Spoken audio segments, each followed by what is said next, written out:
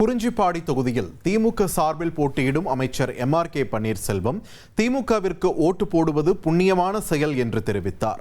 பூண்டியாங்குப்பம் பகுதியில் திமுக மற்றும் கூட்டணி கட்சி நிர்வாகிகளுடன் பொதுமக்களை சந்தித்து உதயசூரியன் சின்னத்திற்கு ஆதரவு திரட்டினார்.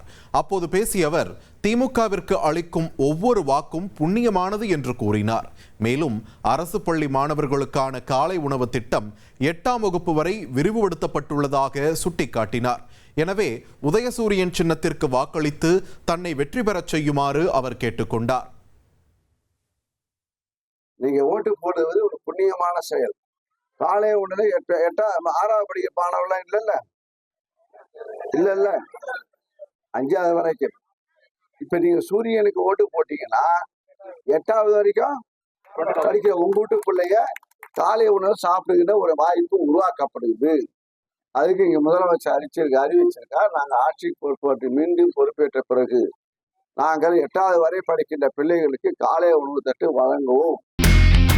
இனி செல்லும் இடமெல்லாம் செய்தி. தந்தை டிவியின் வாட்ஸ்அப் சேனலை ஃபாலோ பண்ணினா செல்லருக்கும் இடமெல்லாம் செய்தி. இதோ QR கோட் இப்பவே ஸ்கேன் பண்ணுங்க, ஃபாலோ பண்ணுங்க.